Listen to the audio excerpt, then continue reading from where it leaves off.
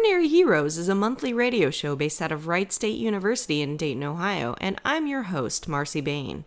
Ordinary Heroes is a show where we touch upon the grand ideas, religious traditions, rituals, beliefs, and philosophies that inscribe our lives with meaning. Everybody has a story to tell, and everybody is an ordinary hero. I'm in studio with Joseph and Kay from Ruse. How are you guys? We're good. Great. Thanks for having us. Yeah, thanks a lot. So I want to talk a little bit about the band Ruse and where you've come from and where you're going. And as this show, Ordinary Heroes, is a little bit about spirituality and kind of the things that inspire us, I want to set the stage and ask you guys, do you have any spiritual underpinnings in your background? Oh, a ton, I guess, yeah. We both grew up in very spiritual, religious homes. My parents were very involved with their church, and so was I. And then we met at Hope College in Holland, Michigan, which is affiliated with the Reformed Church of America.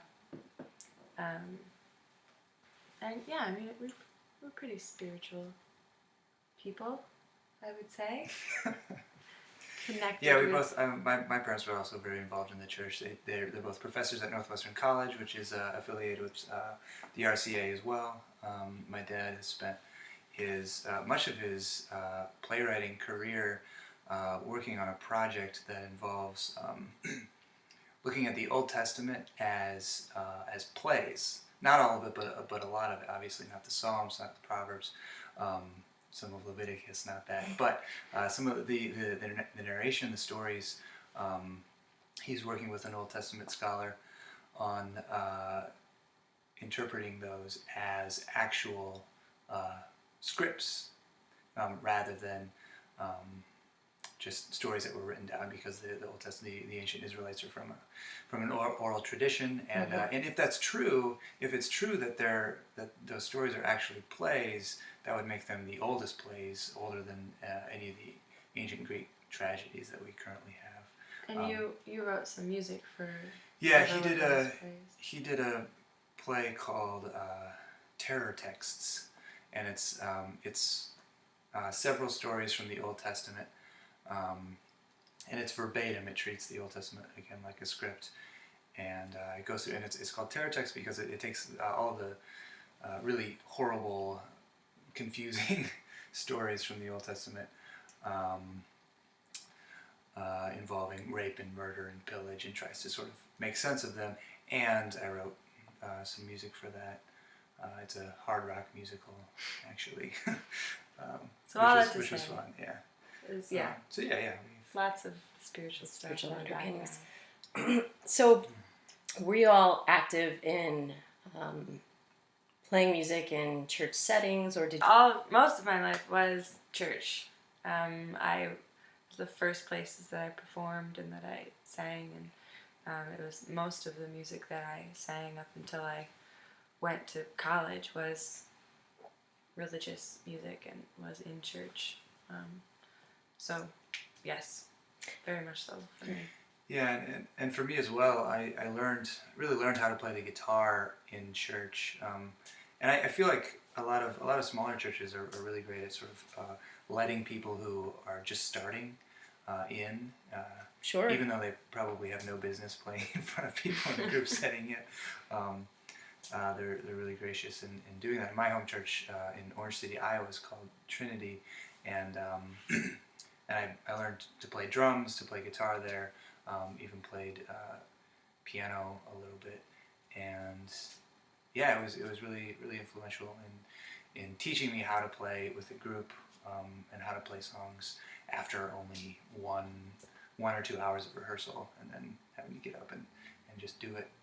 And yeah, I think it was really important in my life. How have those early experiences, encountering music in church or playing religious music, maybe informed or influenced how you understand music? Because there is a fairly particular genre in the older church music anyway. Now, when you talk about more contemporary music, the only thing that really is boundaried are lyrics. You have kind of across genres, but I think for a lot of the older hymns that I'm thinking of, there's there's a pretty specific cadence and a tempo. I mean, there's a fairly familiar genre. So were you playing more contemporary songs? Were you playing older hymns? Were you playing all of that? And how did that influence the kind of music that you make today? Yeah, I mean, my church, for most of when I was younger, was pretty traditional hymns and stuff, and then we started moving towards the contemporary. And, I was in like the youth worship bands, and we did contemporary praise songs. I don't know how specifically that stuff has influenced our current music, except for that it was instrumental in making us the musicians that we became. I don't at least consciously reference that that stuff when I'm writing, but I mean, who knows where the ideas come from? It's possible. Somewhere in the ether. Yeah, exactly. Building upon everything else that you've done. Yeah. Do you agree? Yeah. In my church, we had two different services, a traditional and a contemporary, and I would often play drums for both of them. My dad was actually a worship leader there for a while, and he would have me come in and for a lot of the traditional services, he wanted to kind of ease in more contemporary stuff, and so he would have me play drums with the organ or something and playing hymns, and I hated it. Oh my gosh. I thought it was a terrible idea. I still think it was a terrible idea. Sneak in a guitar. Yeah. It's like, see what they can withstand. We'll sneak in a little guitar with piano and see how that goes. If you're playing hymns, I mean, hymns, you can't play a backbeat with hymns. I mean, it's all just dun, dun, dun, dun. I mean, it's all based on the melody, all the chords, and it's just nearly impossible to put down a drum beat unless it's like a marching rolled snare or something. So that's what I did a lot. Oh dear. Yeah, I know. But, I mean, people. I think it worked out. People liked it. But then the contemporary service, we did all the current contemporary stuff, and so I got a chance to kind of get to know all of the traditional stuff and the contemporary stuff together. And pretty early on, I came to the conclusion that I really disliked contemporary Christian music. And I mean the poetry. I mean, you're right. The hymns. I mean, there is kind of a standard model for a hymn, right? And it's easy to listen to that and think, oh, it's it's trite, it's cliche, it's been done. I don't want to sing that anymore. I want to do something else. I feel kind of that way about contemporary Christian music, and I actually, at this point, really appreciate hymns. I think that the lyrics are absolutely fantastic, gorgeous, well thought out. The melodies, the chords, I mean, they're just beautiful pieces of art. And I think that there's not much that can hold a candle to that. And we were working on our Christmas album, and we played some traditional stuff, like It Came Upon a Midnight Clear, A Little Town of Bethlehem. Just blown away by how poetic the lyrics are. And you don't find that very much anymore, just the word choice and just the beauty of the words themselves were surprising. Yeah, it's poetry. You can read. You can read through those lyrics and have an incredible experience. And you can't do that with stuff by the David Crowder Band. You can't. Well, and I completely understand what you're feeling. Like for me, Christmas Eve service, when we, especially in my pastoral role, when we dim the lights and people light candles and then we kind of go out to the world singing Silent Night, like there's not a year that goes by that will not bring me to tears. And it's just everything about it is sensory, because you have the candlelit, sanctuary, you have all the people, and then you have kind of a chorus of voices being lifted to the heavens singing, this gorgeous, gorgeous song, and I feel that way about a lot of the Christmas music and a lot of the Advent music leading up to Christmas. That it's very powerful. Mm-hmm.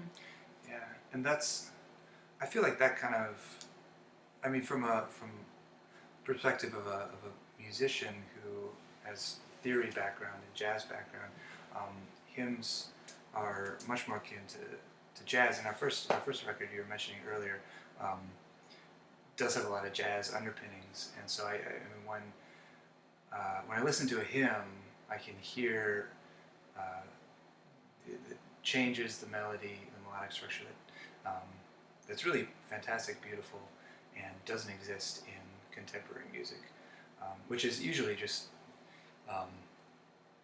C, F, G for the most part. Which, I mean, there's a time and a place for that, and a lot of our music is like that.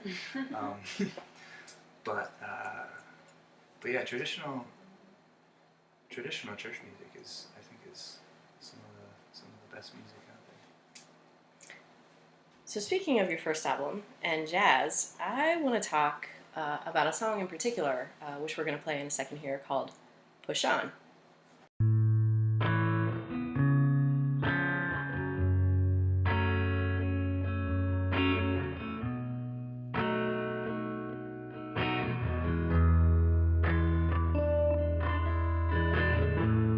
We go forward in the moon. I step sideways into you.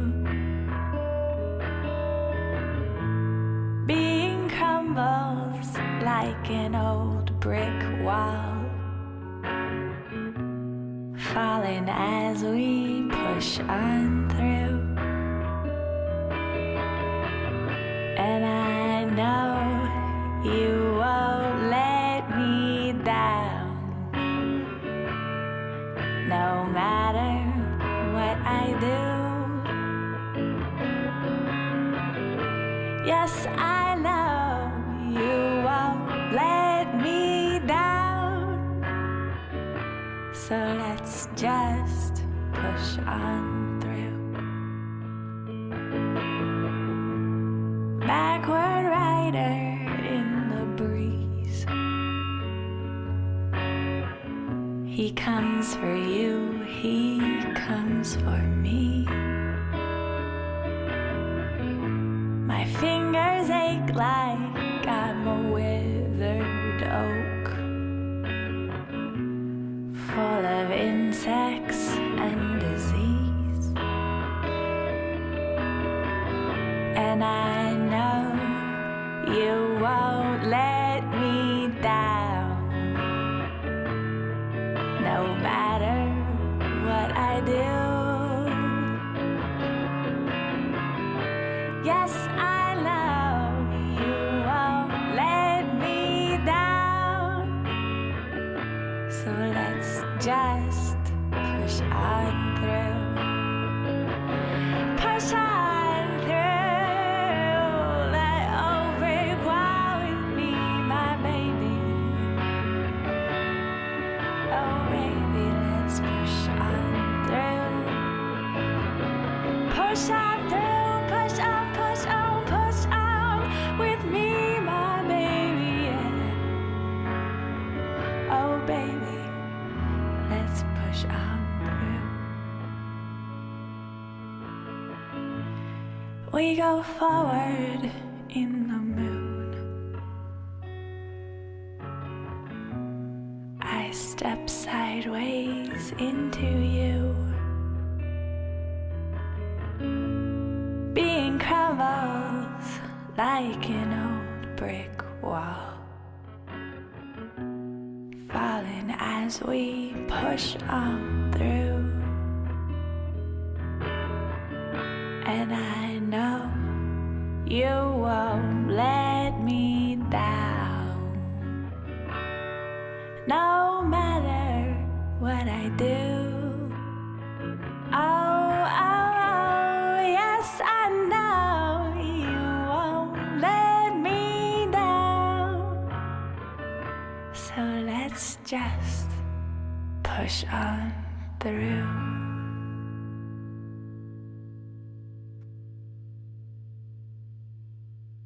So now I'd like to have you talk about that song, "Push On," because if I'm remembering correctly, you entered that into a contest, and some pretty exciting things happened as a result of that. So I want to talk about that a little bit. Yeah, there's a website called Our Stage, and you can enter all sorts of contests every month, and there's sort of competitions between the songs. And I kind of unknowingly entered it in. I don't know. I don't really remember specifically entering. You just kind of indiscriminately enter a bunch of contests, you know, and so you just kind of scattershot, throw it out there. The contest that we entered was to open at Lilith Fair with Sarah McLachlan and Hart and a bunch of other artists, and so I entered this contest, and then a few months later I got a phone call, and they said we were in the top several bands for consideration. Would we be available on this day? We were on tour, and I didn't know what they were talking about, so I said, nope, sorry, like, we're not available. Hung up the phone. Not only were we on tour, but our van had just broken down, and I remember this specifically. Oh, yeah. We were sitting in a Panera Bread waiting for our van to get done with its repair job, and we were just in a terrible mood, and you got that phone so call. I was like, no. Like, yeah. Hang out. And then Joseph was like, what was that? And I was going, I don't really know. They said, and then all of a sudden I had this vague memory of this contest that I entered, so I kind of like Googled it, I think. The date. And looked up the date and saw that was Lilith Fair. So I called back this number, and it's like, please dial your party's extension. I had no idea, so I just like punched in random numbers, and the person who answered, I was like, I just spoke to someone, and I need to say that we are available on that day. Like, please let them know. And then we found out. This was really early on. This was less than a year after we had started, after we had released our EP. Mm-hmm. So a couple of weeks later, we found out that we were the band that was accepted, and we played at Lilith Fair, and it was amazing. And Sarah McLachlan she's beautiful and perfect, and it was a pretty awesome experience. Did you get to meet Sarah McLachlan? Yeah, we did. Yeah, it was very nice.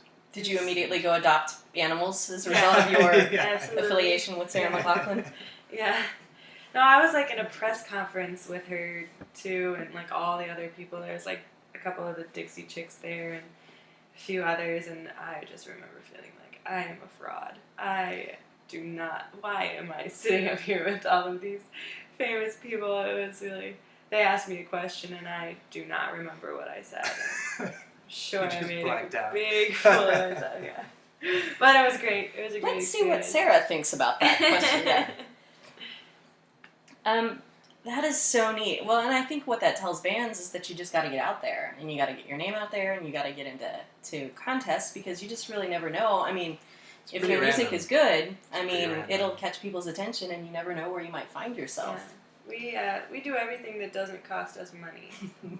I think that there's some people out there that try to take advantage of new bands and say, well, send us this amount of money and we'll put you on a playlist and send it to some producers or something. But we just don't trust anybody that wants to take our money. That's not to say that there aren't legitimate good investments that need to be made when you're making a record and promoting a record. There are lots of expenses that you can and should make. But in terms of contests and promotion and promo companies, there's a lot of people who will gladly take your money for and not really not do anything. Yeah.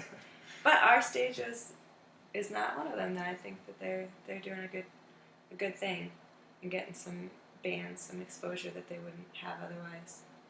That's really cool. So now I kind of want to talk. So the two of you are a married couple. And so you work together, and you live together, and so your vocation and your lives are kind of woven together. So how did the two of you meet? Did you meet through music, or did you meet through some other means? We were both seniors in college at Hope College in Holland, Michigan. I was studying music, and Joseph was studying philosophy. We met because I was hired at the restaurant that Joseph was working at. And I'm pretty sure that the owner wanted to hook us up. He hired me and then immediately introduced me to Joseph and pointed out that we both did music. And right. He definitely wanted to hook us up. The day that he introduced us, I had been working there for the year before you, and then he he hired you, and that day, the first day we worked together, he introduced us and said, hey, you guys both do music. You guys should You hang should out, jam. talk, yeah, play music together. And after that shift was over, he had left the restaurant, and I was still there closing, and he called the restaurant's phone, and I answered, and he said, so Joseph, how do you like Kay? He's pretty cool, huh? So we started, I thought he was pretty cute, and so I gave him my number, and we started, he had a different band, a different project at the time, and I kind of started singing with him and doing music in that capacity. And then things just kind of... Well, we played at the restaurant. The owner hired us to do a Valentine's Day show, and so we learned a bunch of jazz stuff, and played for Valentine's Day. Is this before you did a pre-dating Valentine's Day show? Or were you at this point kind of dating? We were dating at that point. Okay. Yeah. That we had just started though. But we did play together for a few months before we started dating. Couple Right. months? Yeah, in my band. Yeah. Yeah. But Belarus wasn't started until Following year. following year. Yeah. And he had just moved up to Minneapolis, and I moved there to be with him. So we were pretty serious at that point. But it all started in a restaurant. It had nothing to do with music. But music, so it all started in a restaurant, but music kind of kept you to Yeah, but together, I mean, in a our sense. relationship has never been without outside music. without music. Outside Yeah. of music. I mean, we started doing music together before we started dating, and so it's We've always been a part. Yeah. We talked about how we've both dated people who weren't musicians, and it went fine, but it never really was that great. And we both really enjoyed the fact that music is a very central part of our relationship, and that it's our relationship isn't separate from that at all. So. Yeah. Well, the people I dated before would always end up playing in whatever band I had at the time, but they're never really that interested But in only music. because they liked Only you. because it was kind of necessary in order to communicate with me and be in a relationship with me, is that they were kind of forced to be a part of that side of me, because it turns out that side of me is most of me. 80% of you is tied up in Yeah. music. Yeah. So they learn to play something Right. or participate somehow in music. Yeah, but it never worked out. So what advice would you have, or what advice would you give to other musical couples who are on the road together, touring together, in confined spaces together, who have good days and bad days playing music together? What sage advice would you offer? I think that the only thing that has really kept us together is that we know how to fight really well. You know, when we have issues, which you do have, especially if you're on the road in the car all the time, we just deal with things as they come up, and then they're not a problem. You know, you talk about it and you get over it. I mean, I think that's just relationship advice in general. But Relationship that's, 101 yeah. with Belarus.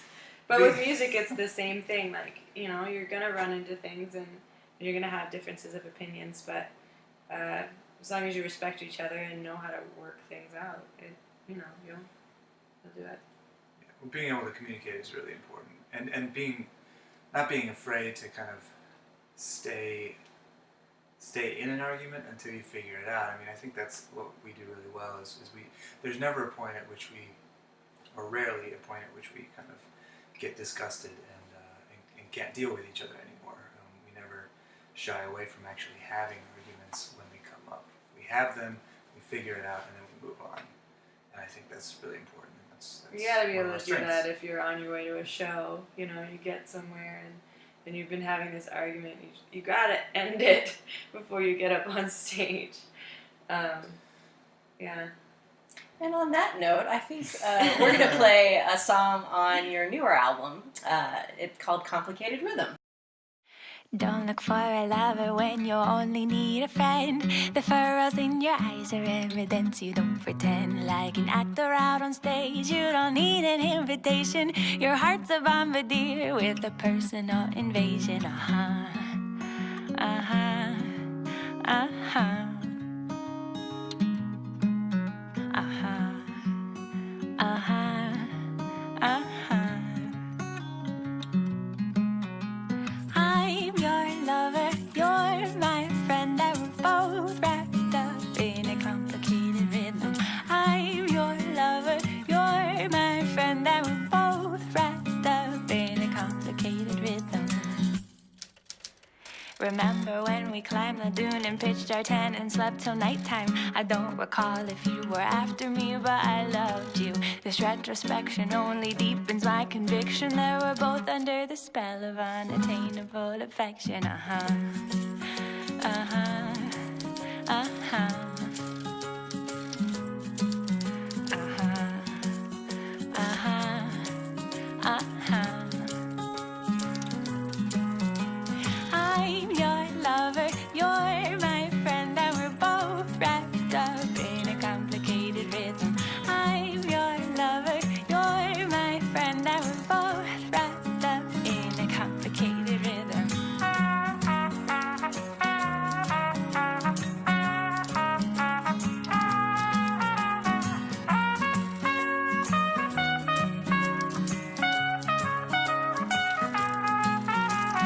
Don't look for a friend when you only need a lover. The dimples on your cheeks are evidence we're getting stronger. Your face is lovely, your eyes so cozy. I'm falling into your love. I'm your lover, you're my friend, and we're both wrapped up in a complicated rhythm. I'm your lover, you're my friend, and we're both wrapped up in a complicated rhythm. I'm your lover, you're my friend, and we're both wrapped up in a complicated rhythm.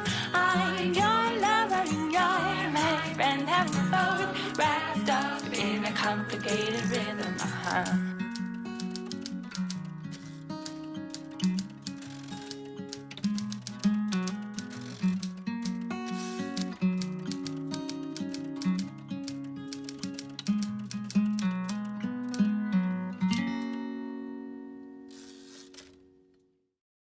All right, so let's talk about that song. So Yeah, that's it. That's, Yep. that's what we're talking about. so was there anything in particular that inspired that song, or was there? I mean, was that grounded in real life experience, or were you just kind of writing and that's what came out? The second verse is a fairly specific reference to a time when Joseph and I went camping on the beach in Michigan. Everything else was not, it's not directly, it's sort of made up circumstances, but It's kind of how most of our songs get written, is that there is a specific instance behind it, and but then we kind of take that and fictionalize it, make it fit a rhyme scheme and a melody. But yeah, I mean, it is based on going camping together in Holland, Michigan. and it's about, yeah, just not knowing what you want in a relationship, or feeling, feeling like lost in a relationship or something. Now this one, there's a corresponding YouTube video that goes with this one, Yeah. and this one has a ton of hits. I don't remember. It was like it was several thousand hits that this one has. Yeah. And this one looks like it was produced. But did you guys do this video yourself, or did you enlist the help of creative others? We have an incredibly good and generous filmmaker from LA. Her name is Kira Faye Volkert, and she did with her husband Josh. They have family in Minnesota, and so they came up for something one weekend, and we met them, and they're like, hey, let's do a video. And so we came up with the concept right there. The next day, we shot it in just a few hours, and she did all the effects. There's there's a moment at the end. It's all one shot, and then there's a moment at the end where there's 3 of each of us in the same thing. And she did all of that, and her company is called Jack Photo. They do videos of all kinds for anybody who needs them. Yeah, she's fantastic. She also did a video for Like Spinning Plates, which is a Radiohead cover. I actually want to talk to you about that too. How did you get permissions for that? Because that is that's in LA in one of the art museums. It is, yeah. It's not inside. It's out. It's out on the street. Oh, is it? Mm-hmm. Well, it's on. It's out. It's just right outside of the. Is it Griffin Observatory or is it No, the it's museum? the Los Angeles County Museum of Okay, Art. so how did you have to get permissions to do that, or how did that work? We just went up there. There were some security guards, and they were just like kind of watching curiously. Yeah, there's some funny pictures of the security guards behind the camera looking at what's going on. Yeah, it seemed like nobody really cared. Kira and Josh, who shot that one, also just said that if we were careful and didn't make a Stink about the fact that you were there. Yeah, that it would be fine. The concern that we did have was that we had a projector that was projecting this huge shot onto Kay the whole time, and we were afraid that somebody was going to get mad at having this huge light outside. But there were other people shooting at about the same time, and it seemed like... I think people were mostly just curious, especially the people who had anything to say. I think if it had been a really big production, it would have been an issue, but we didn't. I mean, It's just 3 of you or 4 of you. There were just 4 of us. We were really careful to kind of get in and get out. All of our videos are kind of like that. We just guerrilla videos. Yeah. or just quickly shot, with just us and maybe 1 or 2 other people. We don't like to make big productions about it, and we think that the best ideas are the ones that are done with small budgets. We have another video for An Animal and Natural that's all live. We recorded each instrument in a different location around Minneapolis, and so what we had to do was get a camera and a recording rig. We recorded in a coffee shop, the bell part. We recorded some of it outside in the middle of the street. Every time we do things like that in public, we don't run into any problems. People are mostly just happy to help and curious about it, and maybe even excited to be a part of it in a small way. So, yeah. Eventually, somebody's going to sue us. And you'll be like, we don't have, we're not a bazillion-dollar band, so there's not. You can have our veggie van. Speaking of which, let's talk about your veggie van. What is the veggie van for people who are not familiar with Belarus? The veggie van is a van that runs on waste vegetable oil. We've rigged it up with a system of filtering out used oil that we gather from Chinese restaurants and other places that deep fry food, and that goes straight into our engine and powers us. We've driven all around the country and it put tens of thousands of miles on it. Like 80,000 miles on it. Yeah, and we have a bed in the back, so it's also our portable hotel room. It's pretty nice. We got it because when you're touring thousands and thousands of miles, gas gets pretty expensive. Sure. And most places give us their used oil for free. And it's totally carbon neutral. Yeah. Which is awesome. Yeah. Very good. So, yeah, we really liked it. It's kind of reaching the end of its lifespan, I think. But we may have to get a new one pretty soon. Yeah. It's just been sitting in our driveway for a couple of months now. We're trying to figure out what to do with it, but it has served us very well, and we hope to maybe get something else like it soon. Now, when you, how did you come up with the idea even of a veggie van or of doing something like that? It's sort of a subculture. There's definitely a large subculture of people who especially have out veggie-powered west vehicles. Yeah, especially in California, because the problem with that you run into running diesel engines with vegetable oil is that vegetable oil, when it gets cold, it kind of solidifies like butter in the fridge. And so if you're in a climate like Ohio or where we used to be, Minneapolis, it gets cold pretty quickly, and then you can't really run your van anymore. So but out in west, when they Southern don't have that California- problem, and it's It's a pretty yeah. easy Yeah. thing to do. And we installed some heating systems so that we could run it in the winter and run it on the vegetable oil and heat up, the tank and everything. But I first heard about it. There's a Michigan-based band called the Ragbirds. They have a veggie van, and so I contacted those guys, and they kind of gave me some advice and pointed me in the right direction.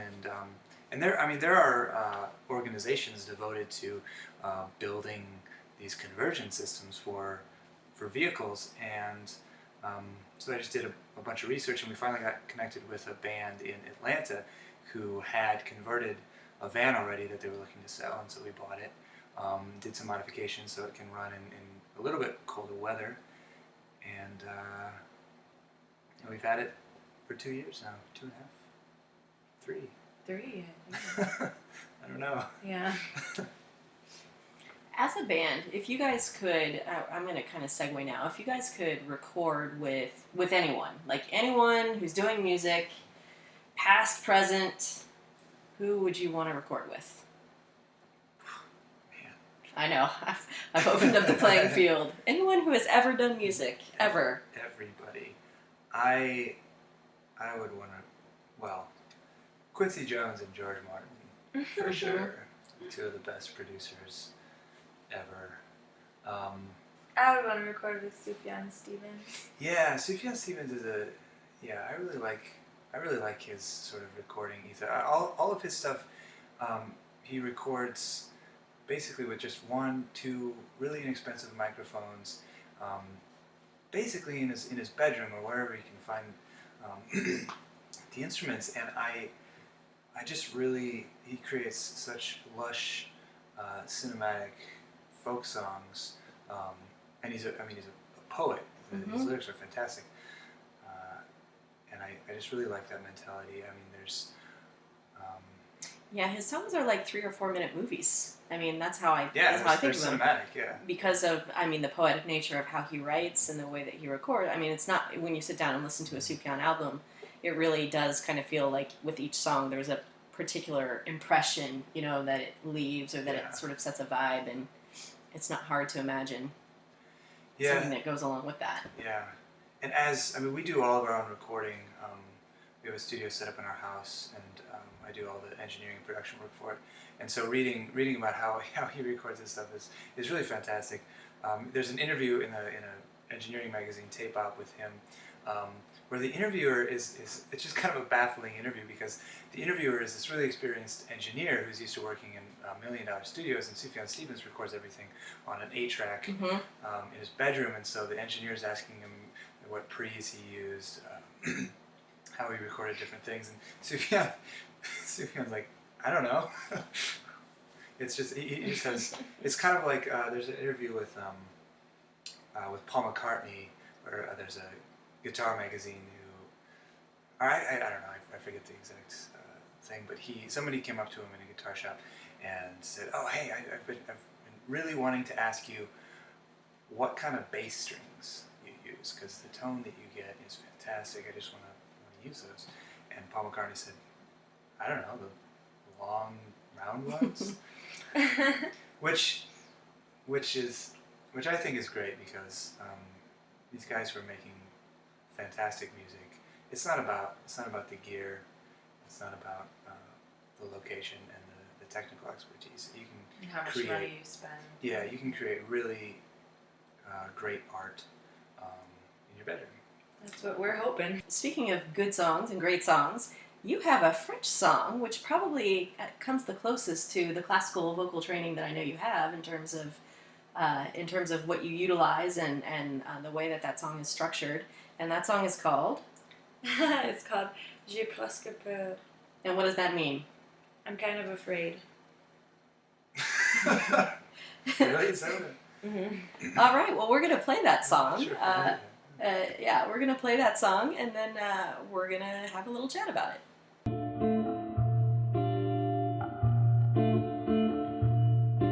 J'ai presque pas la vérité. Tant je sens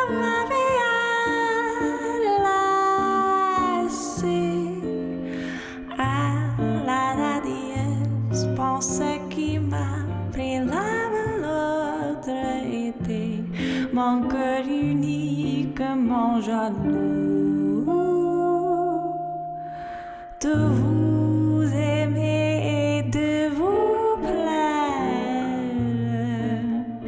J'ai presque peur en vérité.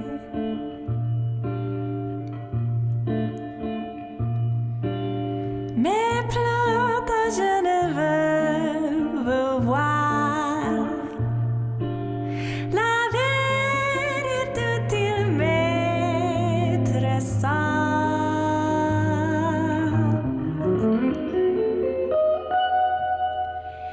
et quand en passant humble plongée dans ce bonheur suprême de me dire encore et toujours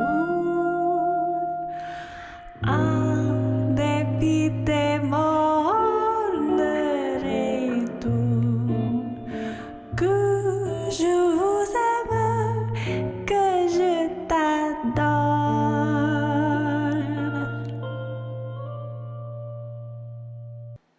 Okay, and we're back, and now we're going to talk about, J'ai presque peur. which means I'm kind of afraid as we learn. I'm trying my best not to have to say the French because I know I'm going to butcher it. But so, what motivated that song? You know, it was actually, the bare bones of it was written because my senior year of college. You badgered me into doing your homework for you. Yeah, it That was was. a homework.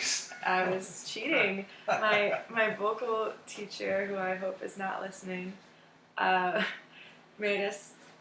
us all write songs. She knew I wrote it. And so she had us write a song for our very last thing. It was something she'd never had us do before. And I tried, and I just could not write anything. So I made Joseph write this song for me. I took some lyrics from a French poem. That's where the words came from. I'm not really all that great at like coming up with French on the spot. I can pronounce it if it's already been written, but so it was an old French poem that we put to music, and then later kind of finagled and put it on the album. Finagled. You mean made more beautiful? That's right. Yeah. So originally it was a school assignment. Yeah, and originally it was on piano too. Oh. Which I kind of like better. I'm not sure why we recorded it with guitar. You like the guitar? Yeah. Yeah. Well, we didn't have a piano. That's why we recorded it. Guitar. Oh, really? Yeah, we just had a I had a piano. digital keyboard. We don't have to get into this. No, you didn't. We didn't have a piano. So anyway, yeah, it's an old French poem that I really liked. It's about being afraid of how much in love with someone you are, and hoping that doesn't come back to bite you. Which is pretty ironic because it's very appropriate for a relationship at that point. What? You came back and bit me? No, we started dating, and it was the semester before we graduated, and we both had our post-graduation plans worked out, and they didn't include each other. And What were your initial post-graduation plans? Well, mine was to do what I did, which is move to Minneapolis and start doing music. But mine was originally to go to OSU grad school and study psychology, do research with music and psychology. Oh. And then at the last minute, I decided I didn't want to do that, and then I had no plans. So, but yeah, at the time that we wrote this song, I was just gonna move in with my older brother and try to figure out what I wanted to do, which eventually was that I wanted to move to Minneapolis and do music with Joseph. But we thought that we were gonna break up after we graduated. We were gonna go our separate ways, and that was it. But we just were kind of lying to ourselves about how much we were falling in love with each other during that semester. So you really only dated for one semester before graduation came around, and then you had a pretty It's a significant tough- decision to make. Yeah. 'Cause that's Yeah. not quite, I mean, that's not a lot of time to be Well, we didn't together. we didn't make any decisions until much later. I mean, Kay didn't months move. and months later. Yeah. We graduated in May, and then she didn't move to Minneapolis until the following February. So Okay. we spent quite a bit of time agonizing over what we wanted to do, and I think we made the right there's decision. there's nothing at the end of that. looking back in retrospect. I don't know. I'm still up in the air about it. Trial marriage. Yeah, just trying this out. All right, so we're going to kind of switch the mood a little bit and go a little bit lighter. This is like one of my favorite questions to ask musicians when they come on the show. I'm since I'm a pastor and all, I take confessions. So now is the time where you get to confess the most annoying current pop song that you listen to that you would be embarrassed if your other musician friends knew about it. And I'll participate in this too, but you guys have to start. I'm going to say first of all that I no longer feel embarrassed about any of the stuff I listen to. As the more music I do, the more I can find something to really like in any music. And I just listened to a little bit of Taylor Swift's new album, Red. Mm-hmm. It's so catchy. It's great. I think it's great. So for you, Taylor You Swift know, Red, but you're not yeah. embarrassed about I'm it. not embarrassed You about stand it. by it. I'll defend it. I'll defend that. I agree with that, and it's because we did a month where we covered a different pop diva every week at a club that we played at in Minneapolis, and one week we covered Katy Perry, which up until that point I was very adamantly against Katy Perry in all ways, moral and ethical, and I started learning her songs and I really liked them. I'm unashamed to say that they are so catchy, and when you are sitting down to write a song, you just gotta respect someone who can come up with something that just sticks in your brain like that. It's hard to do. Well, speaking of catchy pop songs, we're going to listen to a little song called Satan Served Me Sandwiches, which is a fun kind of tongue-in-cheek song that y'all do, and then we're going to chat about it. 1, 2, 3, 4. Satan served me sandwiches. They were pretty good, but not great. He bakes his own homemade bread, and even though I'm dead, it's okay, it's alright for bread. Oh, oh, oh, oh, oh, oh, oh, oh, homemade bread. Oh, oh, oh, oh, oh, oh, oh, it's okay, it's alright for bread. I told Satan I'd prefer a ham or a leg of lamb, but he said no. It turns out Satan is a vegan, so I'm eating tofurkey and fake jerky, and I'm liking it more than I thought I would. Oh, oh, oh, oh, oh, oh, oh, oh, but it's not ideal. Oh, oh, oh, oh, oh, oh, oh, oh, I'm liking it more than I thought I would. Well, Satan is an okay guy. I'm pretty sure he's just shy. That's why he's got such a bad rap. That and all this vegan crap. I've enjoyed my time with him, thanks to all my mortal sin. But before I decide to stay, I'll see if heaven serves a steak. Oh, oh, oh, oh, oh, oh, oh, oh, oh, serves a steak. Oh, oh, oh, oh, oh, oh, oh, oh, 'cause I don't think I could take eternity without some meat. Oh, oh, oh, oh, oh, oh, oh, oh, 'cause I love bacon. Oh, oh, oh, oh, oh, oh, oh, oh, but that sandwich was pretty good, I guess.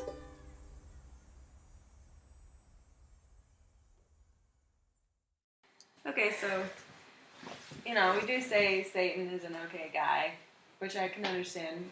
Well, it's Not a joke. agreeing It's a with. joke. It It's is. a joke. It isn't good fun, and I would like to say to the people who are offended, I understand, but please don't be.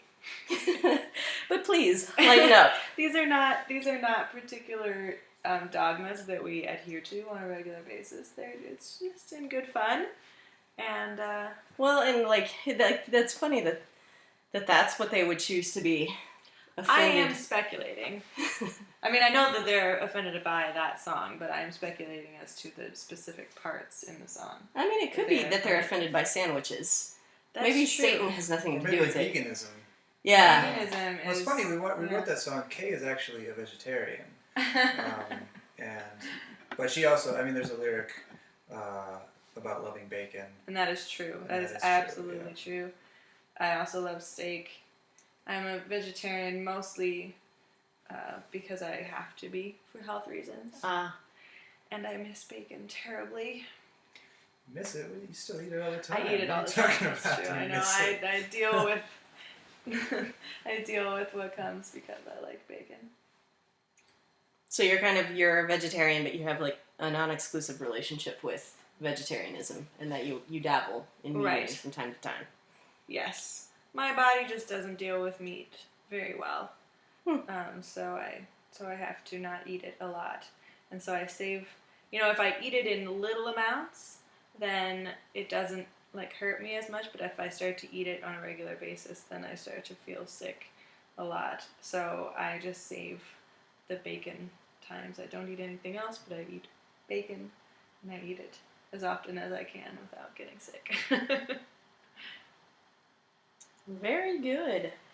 All right, so I have another question for you. So I want to talk a little bit about the progression of your band, and I've alluded to this throughout the podcast, but you really started with a more jazzy sound, like kind of a, I don't know how to describe it.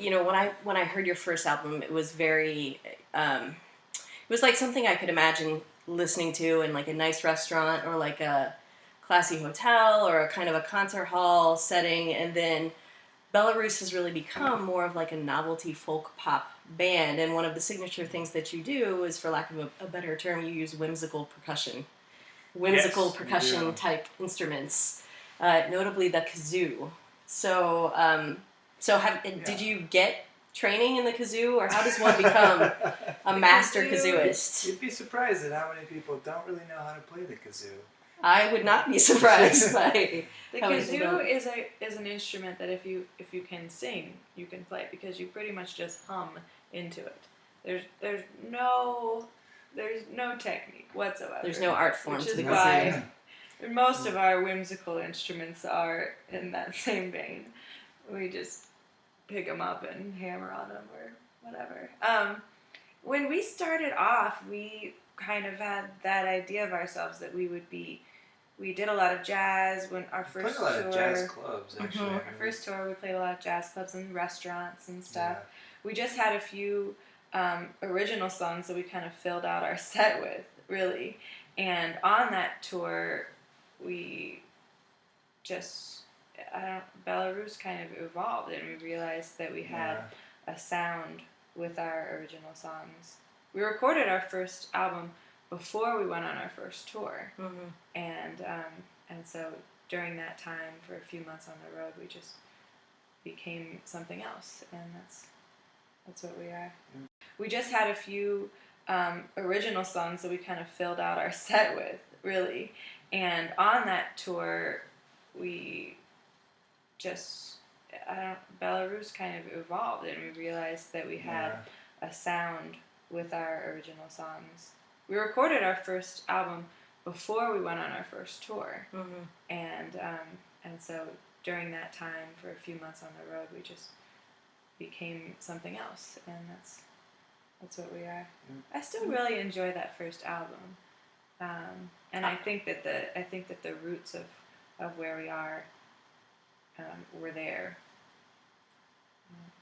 Yeah, absolutely. And we still play most of the songs from that album, and they fit in nicely. But when we recorded Kazoo, our recent full-length album, we made a conscious choice to go in a different direction, and that was because we were never entirely comfortable playing more jazz-based material. And Kay's right. When we were on tour, we just kind of discovered that mostly were just kind of really awkward and weird, and so we embraced that side of us. As much as I wanted to be, I'm not a sultry jazz singer. That's true. Yeah. And we wanted to create some more fun music that that people could really feel enthused and uplifted by listening to. I mean, our first album was kind of depressing. Like the song "Push On" that won us the spot at Lilith Fair. I wrote that, and it wasn't for Belarus. I wrote for my other band, and then Kay found it. So it was kind of gathering dust in the corner of my repertoire. And she found it. She was like, "Oh, I want to sing this song." And I said, "No, it's too depressing. You can't do that." But we did, and it worked out. But in kazoo, we wanted to take a different direction, and play some catchier stuff. And now, so you have your first EP, and then you have kazoo, and you also have a Christmas album in the works. So let's round out the show talking a little bit about Christmas. It's not in the works. It's out of the works. Out, ready to buy on the website. Yep. It's ready. Go to our Go website, belarus.com. Yep. It's called Welcome Christmas, and we had released a short EP of Christmas songs a couple years ago, but this is the new and improved version. There's a couple of original Christmas songs that we wrote, and a few old hymns, other songs from classic Christmas movies like The Grinch and Muppets Christmas Carols. Charlie Brown. And, Yeah. We did a couple of traditional Christmas songs, and then some stuff that maybe people haven't heard very much, and a couple of original ones. We're really proud of this Christmas CD. Sometimes I think that people put out Christmas CDs just because people like Christmas music and they just kind of put it out. Or they think it's going to be a boon. You know? Exactly. Yeah, it's just kind of a shirt. We're really proud of it, though. I think it really represents where we've come since we recorded Kazoo, and where we are about to head when we start recording our new album. Actually, this month we're going to start recording it. So there's some really interesting things, and we've recorded in our brand new studio in Columbus, Ohio. Give it a listen. And then you also have a few on your YouTube channel, a few Christmassy type songs up there for people to listen to as well. We do. One of them is on the Christmas album. It's a song that Kay wrote. Christmas Presents. One of my favorite videos that we ever did was for Blue Christmas. I love that video. I just love it so much. We just kind of threw it together, but I love it. But we have several Christmas songs. Do we have something else up there too? I think just those two. Right? Blue Christmas, which is the Elvis Presley song, of course, and then Christmas Presents, which is ours. We shot that. I'm really proud of that video. It was all shot on Kay's iPhone. Oh wow! And at my parents' house on Christmas Eve. The snow had just started falling. Yeah, so there's freshly fallen snow. The store down the street was giving away the Christmas trees to get rid of them, and so we just walked there and back and shot the video. Yeah, I'm really proud of that too. That's one of my favorite songs of Kay's. Most of the songs in our albums are written by me for the most part, but there's a few that are Kay's, and those have turned out to be all the good ones. That's not true. Gumption and Guts, which is another one of my favorites, is yours. Sea Love. I love that one.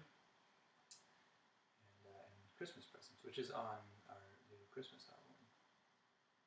And then you also have a holiday show coming up here in the great city of Dayton, Ohio. For folks who want to come out, where are you playing and when? Playing at Ghostlight Coffee on December 9th at 7 p.m. And it's our Christmas show, so come ready to sing carols. But please come. Very good. All right. Well, I want to thank you guys for coming on today. And thank you. We're going to round out the show by ending with a track off of Belarus's newest Christmas album, Welcome Christmas, and the song is called Christmas Presents.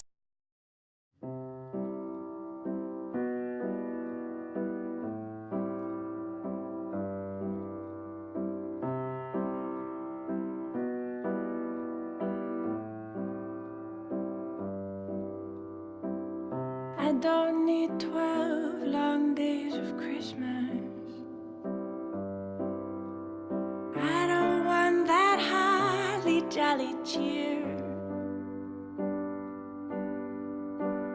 I don't need 12 long days of Christmas.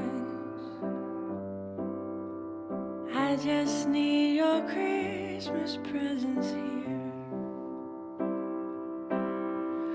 I don't need those silver bells ringing out in Christmas joy.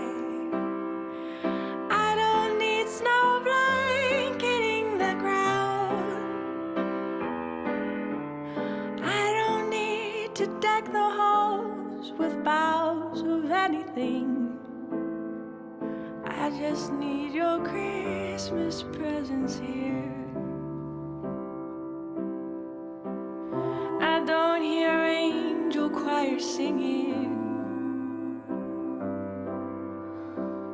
I don't see sleighs with 9 reindeer. I don't hear angel choirs singing. I just need your Christmas presents here.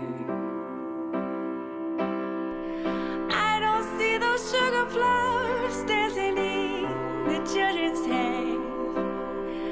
I don't feel the spell of a holy night. I don't wish for stockings hung with tenderness and care. I just need your Christmas presents here. I don't need this day to be the best one of the year. I just need your Christmas spirit.